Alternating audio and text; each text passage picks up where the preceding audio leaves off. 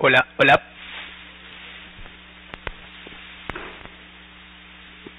Bueno, buenas noches. Ante todo, contarles desde qué lugar surge este trabajo. Yo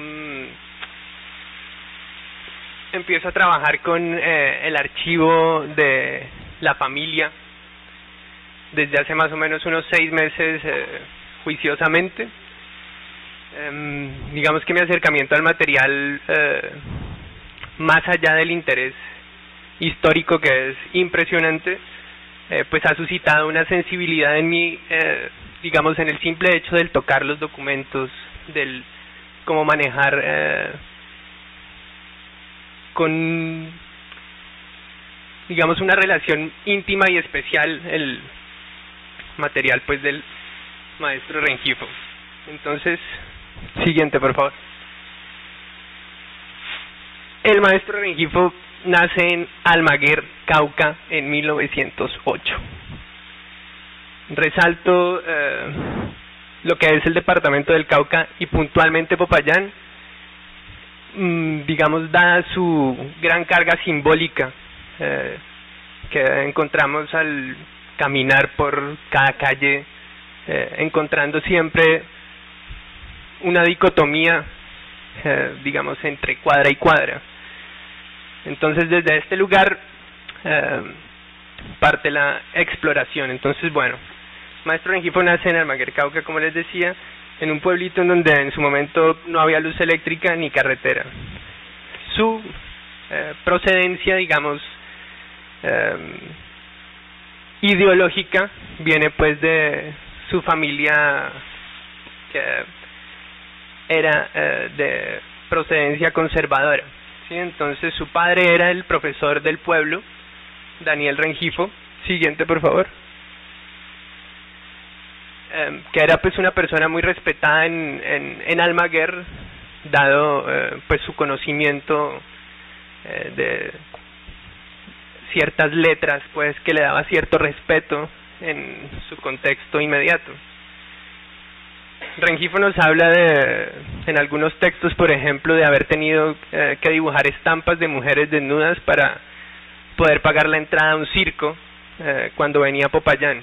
Entonces, también es como interesante ver, digamos, estas cuestiones un poco más íntimas para no entrar, digamos, a arraigarse en un lugar en el cual ya por el hecho, pues, de su procedencia conservadora se crea un velo alrededor de ello. Él se gana una beca de la Asamblea Departamental del Cauca para estudiar en la Escuela de Bellas Artes en Bogotá. Siguiente, por favor. Entonces, esto me parece sumamente interesante, dado Rengifo nos cuenta: se nos obligaba como estudiantes a destacarnos de la ciudadanía con uniforme, capa española con boina y corbatín de lazo. De esa manera se distinguía a los músicos, poetas o artistas por las calles de la ciudad. Entonces, bueno, una vez termina sus estudios de pintura en Bogotá, él regresa a Popayán, en donde recibe clases con el maestro Efraín Martínez. Digamos que sus dotes pictóricas las lleva a cabo pues en iglesias como la de Almaguer, Pancitará y el Rosario, por encargo de el cura Maximiliano Pino. Siguiente, por favor. Este personaje es importante, digamos, en el camino que Rengifo va tejiendo dentro de sus relaciones para poder llegar a México, que fue algo que sin duda alguna le interesó. Ya les contaré en su momento por qué tanto. Entonces, en este gobierno de Lleras Camargo, el cual pues tiene un periodo de 1 año, Fernando Londoño, dice Rengifo, fue su gran impulsor, logrando así desde esta relación ser nombrado vicecónsul de Colombia en México del 46 al 50. Entonces, siguiente por favor. Ya estos documentos son posteriores del año 48, donde vemos la firma de Mariano Ospina, ratificando pues a Rengifo en su cargo. Siguiente por favor. Y asimismo Miguel Alemán, el presidente de los Estados Unidos mexicanos, aceptando el cargo para Rengifo. Entonces, bueno, su estancia en México sin duda alguna es significativa en Rengifo, y es desde la intención de estudiar con los maestros pues de la gráfica testimonial que, bueno, digamos, él enfunda su interés hacia este país. Siguiente por favor. Aquí tenemos el carnet del maestro Rengifo en la Escuela de las Artes del Libro, firmado por su profesor Francisco Díaz de León. Siguiente por favor. Que es un personaje sumamente importante en el contexto de México de la época.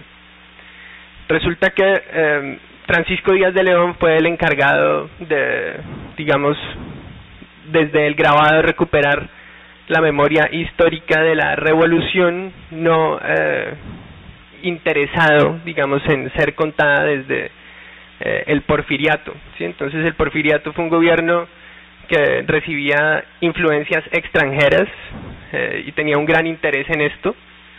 Entonces desde este lugar Francisco Díaz de León y la Escuela de Gráfica Testimonial son los encargados, como les digo, desde su trabajo gráfico en recuperar, digamos, este imaginario, y asimismo pues con el interés de difundirlo a el pueblo. Siguiente por favor. Rengifo hace una anotación interesante en una de las entrevistas que le hacen sus estudiantes, diciendo: fui discípulo de Diego Rivera y trabajé esporádicamente en el taller de Orozco y Siqueiros. Siguiente por favor. Aquí encontramos entonces la firma de Siqueiros con una dedicatoria pues a Rengifo. Pero bueno, me parece sumamente interesante, digamos, dentro de el imaginario de izquierda, el que en sus declaraciones habla de ser discípulo de Rivera, ¿sí? Y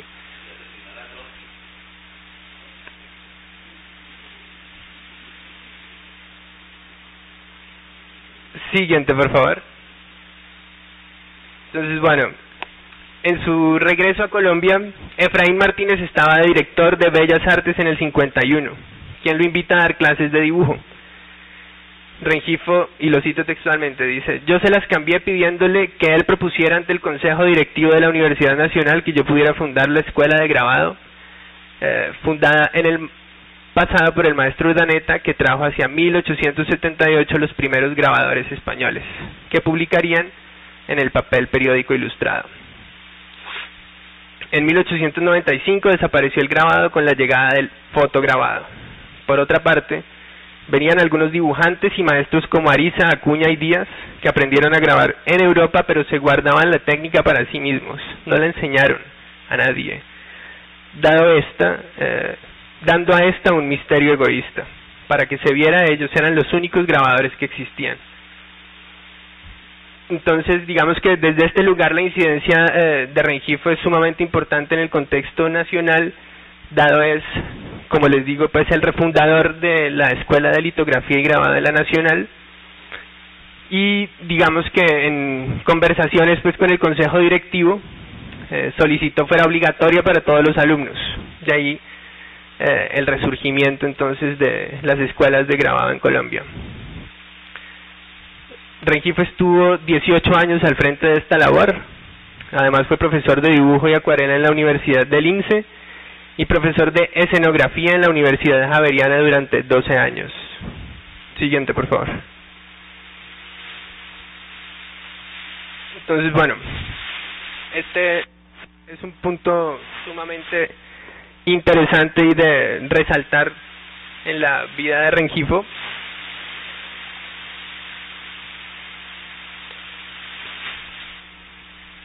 Dado era, digamos que en los documentos encontrados en el archivo, su relación de amistad íntima dan cuenta de un engranaje, digamos, que creo que si no fuere por esta íntima amistad, tal vez el camino de Rengifo hubiera sido diferente. Entonces, bueno, aquí nos encontramos en su libreta de anotaciones o de firmas, pues, de las exposiciones, esta firma de Barney Cabrera. Siguiente, por favor. Y aquí también un punto que me pareció interesante resaltar, dado pues la controversia alrededor de Ignacio Gómez Jaramillo, y es precisamente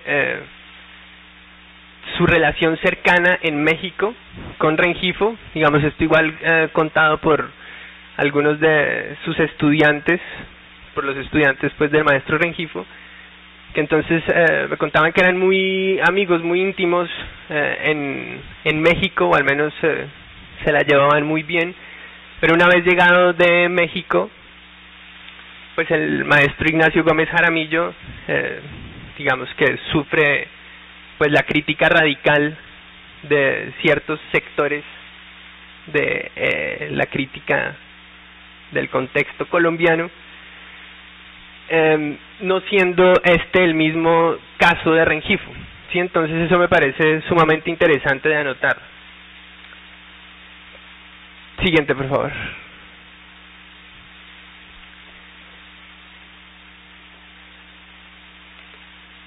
Bueno, como sabemos, la llegada de Marta Traba al país marca un antes y un después. Su ojo criado en París, a su llegada a Colombia acaba con todo lo que sea academicismo y tradición. Hay una anécdota interesante que también me contaba pues uno de los alumnos de el maestro Rengifo, que participó en un acto, digamos, de reivindicación a estos murales de el maestro Ignacio Gómez. Y es que, bueno, en el gobierno de Laureano Gómez, pues este mandó a tapar los frescos del Capitolio. Los alumnos de la escuela, movidos por su maestro, se disfrazaron de obreros y llegaron a destapar los murales. Quitaron el papel de plomo y revisibilizaron los frescos. Siguiente, por favor. Entonces, bueno, digamos que a partir de estos documentos y esta serie de engranajes históricos,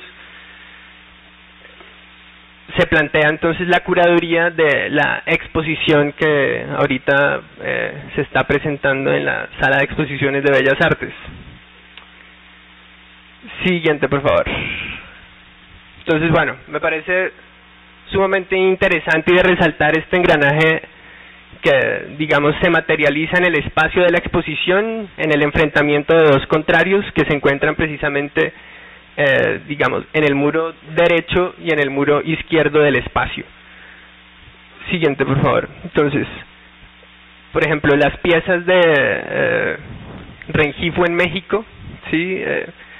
Que en principio tienen una incidencia, digamos, de una carga política no tan demarcada y más bien una mirada precisamente hacia las costumbres o hacia el imaginario del folclore mexicano. Luego, digamos que, siguiente, por favor. Poco a poco, en su estancia en México y avanzado el tiempo, empieza a tomar un carácter de expresión, ¿sí? Siguiente, por favor.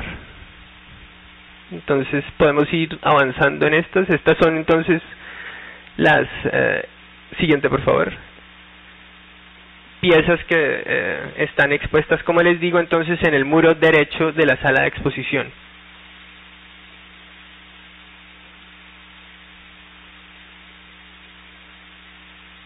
Siguiente.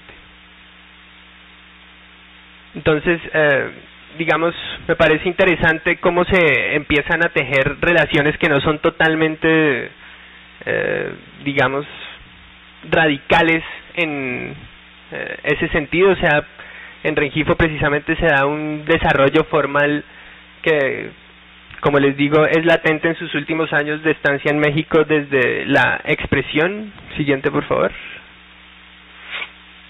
Digamos que el engranaje que me parece sumamente interesante es precisamente pues esto que puede aparentemente oponer al realismo social con el expresionismo, y en este caso comprometido, dado pues bueno, los engranajes precisamente entre una mirada de lo que está afuera a una mirada desde lo que está adentro.